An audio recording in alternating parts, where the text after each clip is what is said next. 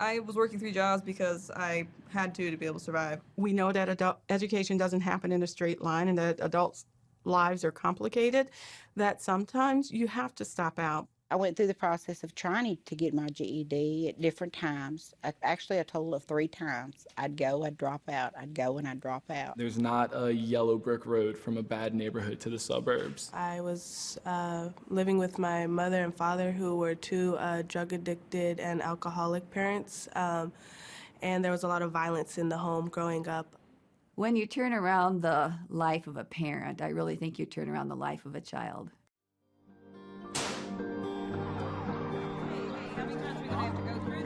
I have heard of it. I just don't understand.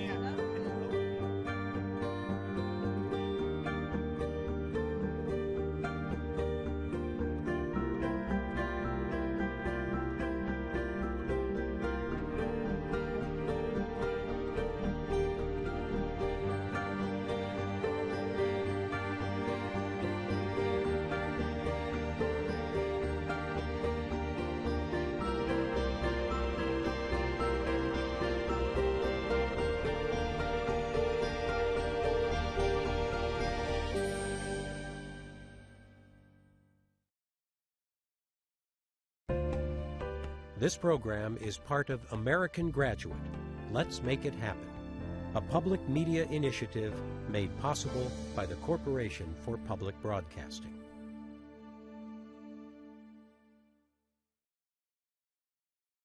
The students we have incredibly complicated lives, just like we have incredibly complicated lives. I think, though, there are larger issues of access to reliable transportation, reliable childcare.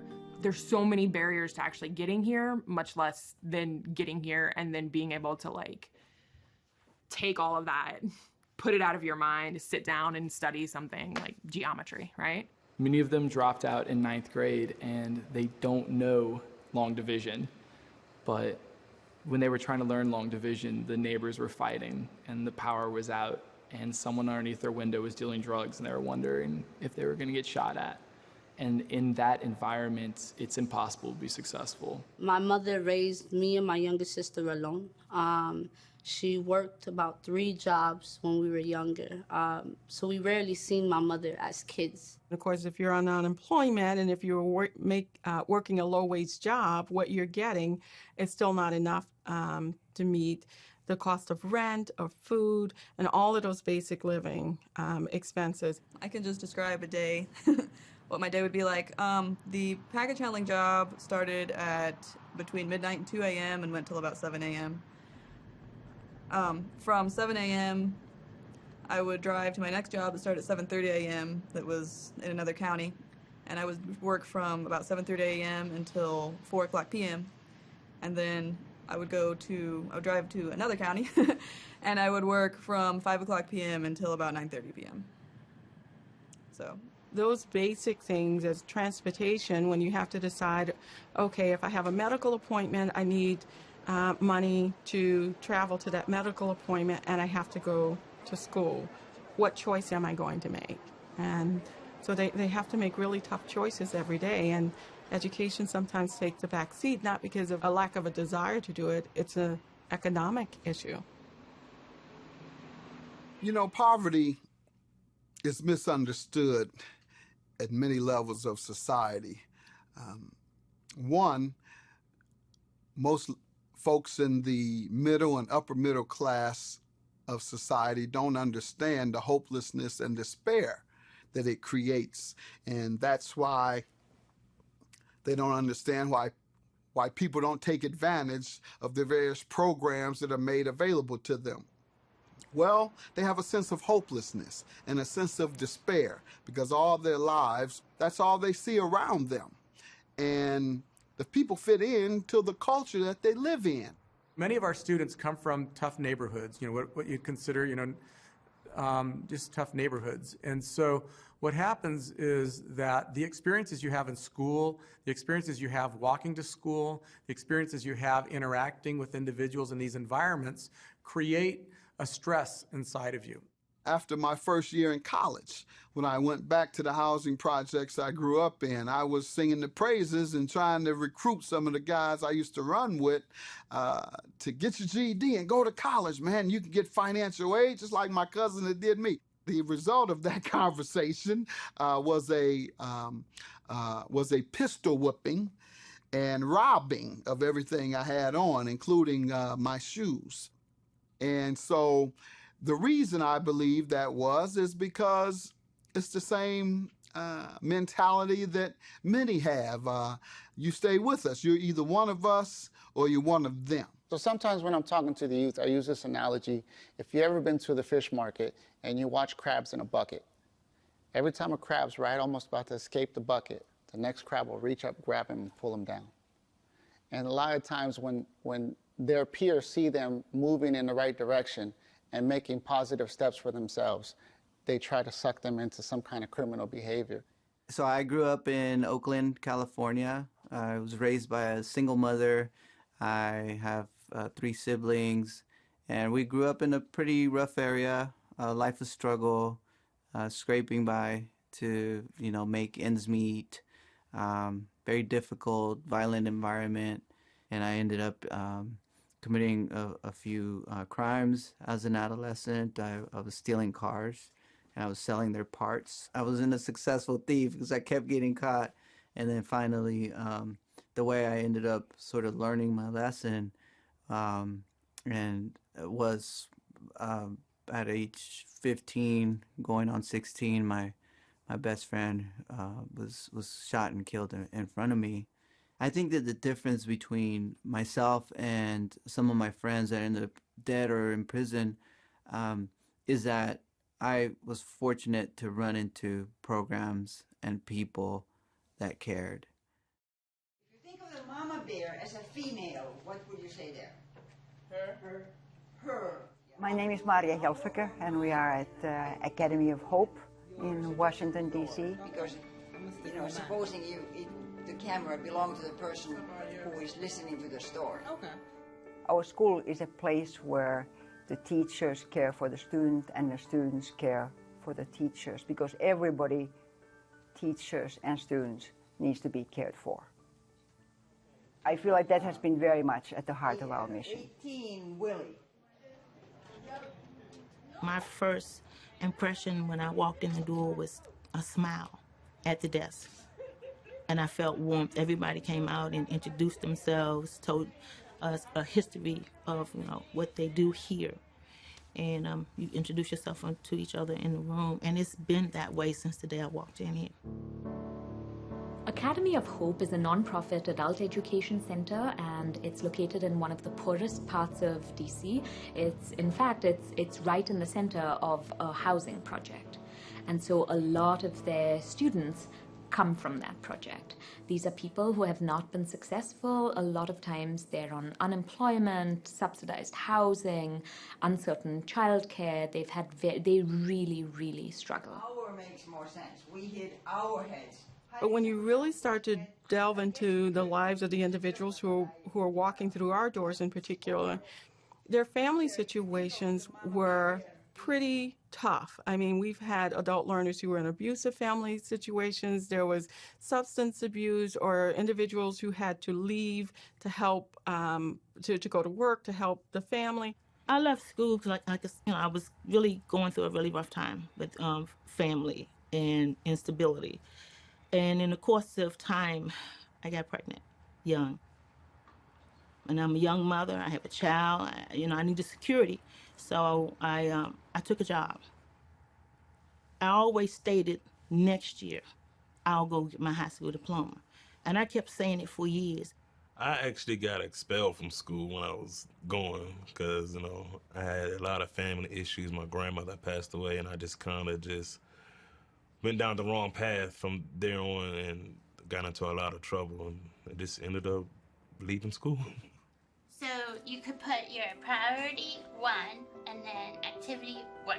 And when you finish those work, you can check it off in the box. We know that adult education doesn't happen in a straight line, and that adults' lives are complicated, that sometimes you have to stop out, but we make no judgment about that. And the moment they're ready to come back, the doors open and we welcome them in with open arms. Many of our students have been out of high school at least 10 years and come in their late 20s, and they have a much different attitude, and they have come to see the importance of finishing school.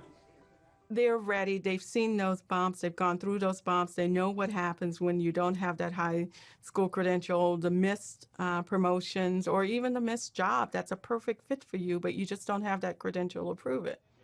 I worked in food service for 17 years. I got angry with myself when jobs were posted, paying good money, and I looked at qualifications. I didn't qualify for those jobs. And they were, oh, girl, you should apply for that.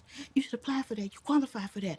You have this skill. You have that skill. And I would just ease the way out of the conversation off to the side, and I just act like it never happened. Then as a group, they're going to decide what the definition is. There are so many barriers that we run into. I think discouragement that people have experienced before is probably number one. Tasks that you can check off. Remember, they have not been successful the first time around. And so for them, there's already a fear. Someone said to me, it's a humiliating experience. They have felt educational humiliation. And now you're asking them to go back to school and, be successful. There's a tremendous amount of fear. There's a tremendous amount of feeling, oh my God, there's some kind of secret everyone else knows that I don't know. So generally, as we get into adjectives and adverbs, these tend to be... Academy of Hope really, from its founding, was really about creating a caring and supportive environment, a learning community where everyone is a part of that community and where all of us are learners. We know that when people feel like they're part of a community and that they're connected to a place, that they are more likely to persist. Okay, so and you're not sure? Have you heard the term verb before? Okay. Yeah. When I first came to Academy Hope, I was just a lost bird. I didn't really know anybody. As time went on, I made friends, and yeah, they're very nice students, and they help you out with things that you need help in if they can help you. And I have made quite a few friends so far. And I was instructed to come here at Academy of Hope and say you will get the support that you need, what you're looking for. And I needed one-on-one classroom participation. I needed an instructor. I needed a tutor. I needed someone to open up the classwork for me so I would have a better understanding opposed to trying to do it on my own. I have learned about struggles of people and the value of struggles, and I've come to realize that is something that keeps motivating me, being part of a struggle. I tried to get mine. Yeah. My camera's out, but I couldn't. Okay. If you think of the mama being... All my students are struggling with just the multiple issues in their lives, and we are all striving, and that's what the life is. That's what keeps us going. Things happen for a reason, but you want to try to make the most positive out of your life. So just keep pushing forward to try to get your GED, no matter how hard it is. And this is really giving me hope. That's why it's called Academy of Hope, and it has given me back the empowerment that I gave up, because I gave power to other people, and I lost what I had. But I'm not lost anymore, so I'm back on track. You are born to where you are born. In America, that becomes a very important first step in life. We like to think that we have the greatest mobility in the world. Anyone can grow up to be a Rockefeller. That's no longer the case. Right now at Albizu Campos, 98% of our student body are at or below the poverty level. We have young people who have a sense of insecurity, both in terms of their safety, their physical safety, because of the different gang territories, the gang boundaries that they have to cross over in order to get from point A to point B, but also in terms of some of the basic needs that a human being needs. I found that most people were trying to survive. I mean, I had friends that, after school, I'd go to their locker and they would be pulling out a gun to put in their waistband because they were walking home and somebody got shot the other day and they were going to protect themselves. And they lived in another neighborhood, so I wasn't going that way, thank goodness. The reality of my situation when I was young is I didn't have the sparkle in my eye, and I didn't know that I was going to live to be past 18. The street life in California is, well, it's a lot of gangs, and there's a lot of youth. A lot of my peers died around me, so I just figured I was next. My mom raised 4 boys in the toughest housing projects in Detroit, and alone. She lived a very hard-working lifestyle, worked midnights as a nurse's aide. Then daytimes, she cleaned 4 hours a day homes for the wealthy. And then she would attend to her boys and make sure that we were getting an education and doing our homework the best she could. And then, of course, when she went to work, all hell broke loose in that housing project. When you have kids out there on the streets that have no direction, no structure, again, some of the parents are either at work, not around with them, a lot of the gang members will definitely use them. They want to belong somewhere. And if they can see that these guys are the one with the good clothes, the good cars, expensive stuff, that really calls some of our kids their attention. Not surprisingly, success in school depends greatly on especially family background and family environment as well as community environment. Many dropouts have come from difficult family situations. We grew up with my grandmother and other family members assisting my mother in raising her children. Along the way, my mother herself had emotional needs and emotional issues that she wasn't dealing with. Alcoholism and drugs had seemed to become her escape while raising us. So growing up, seeing alcohol in the house, drugs in the house, or individuals who also consume those things around was a norm for me and my sister. I think off the top of my head right now, 5 of the top 10 poorest counties in our country are found here in South Dakota, all in Indian country. So there are a multitude of factors that are holding students back. The alcohol and drug struggle on reservation land, it's a big time issue and struggle for us as a people. The unemployment rates that have been 60 to 80+% for generations. And obviously that impacts homes, it impacts youngsters, it impacts young people that are, again, like I said, growing up in situations where they're physically abused, sexually abused, not cared for, not fed. You got older siblings that are taking care of 5, 6, 7 younger siblings and trying to get them up and get them to school. I think because there has been so much dysfunction in families, whether it be alcohol, drugs, abusive situations. We have many young people growing up and having children that maybe have had difficult backgrounds, and they don't have the parenting skills, or they don't know how to help their child. They love their children. They love their children. They want children, but often they don't have the skills that they need.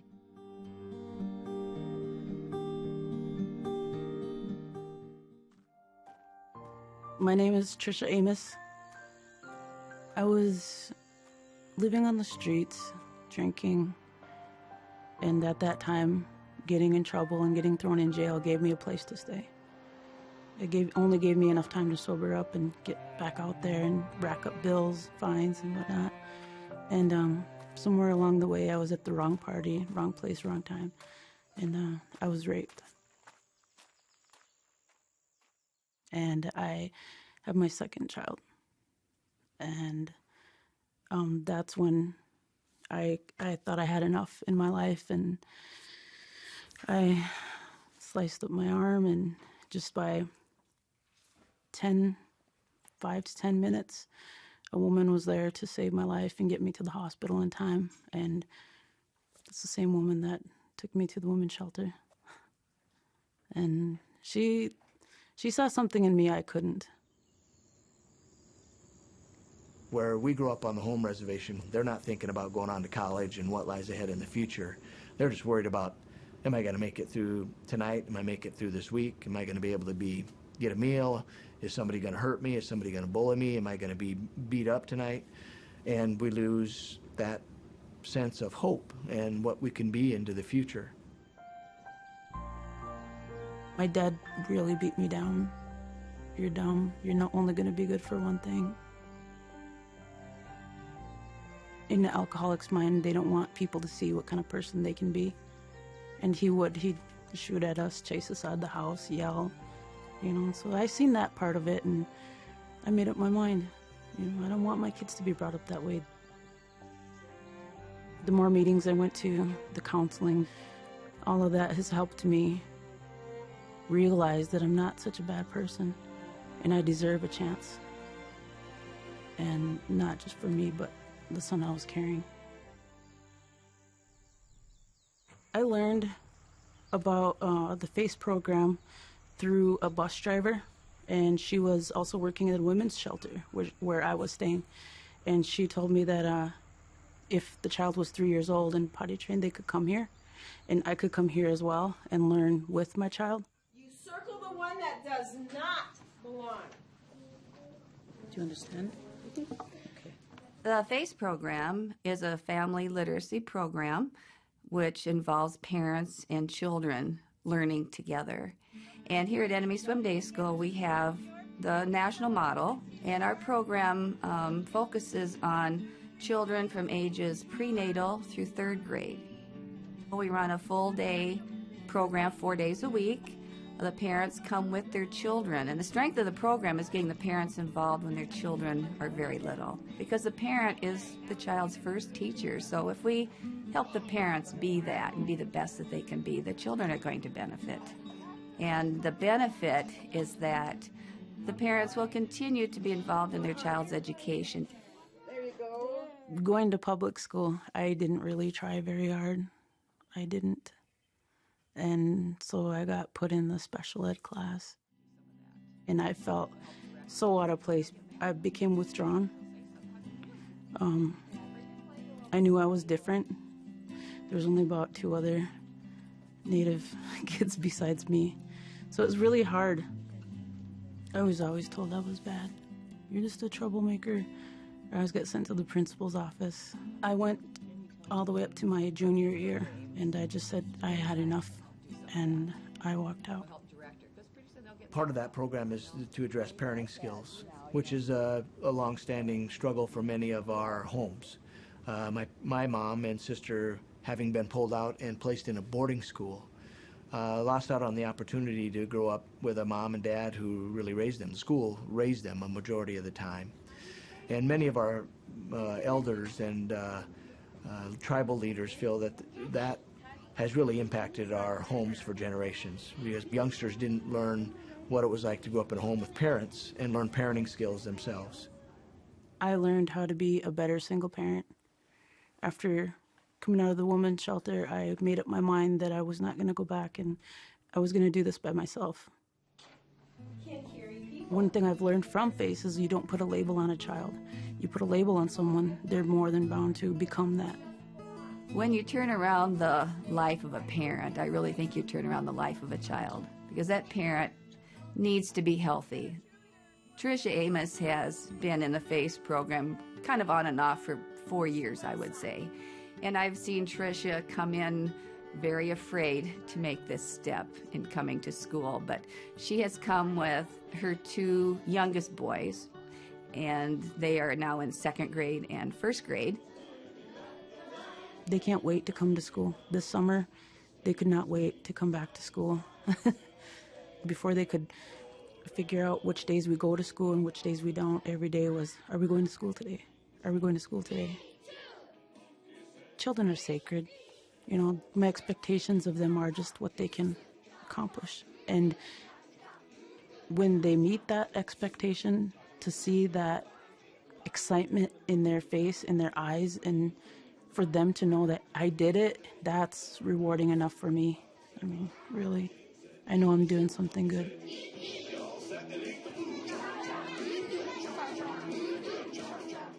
What do the others have in common?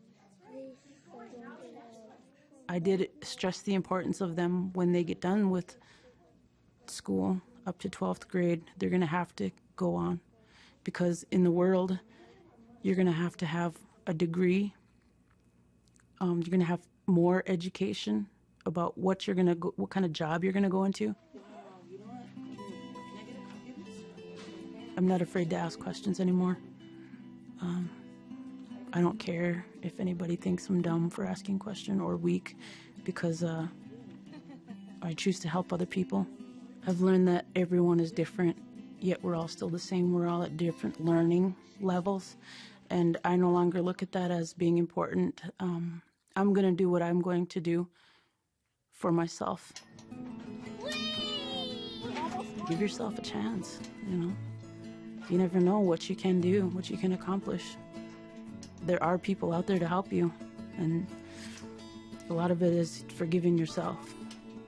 It took me a lot to forgive myself, and in my eyes, I failed. So I turned that failure around, and God willing, I'm still here. It's like a flying.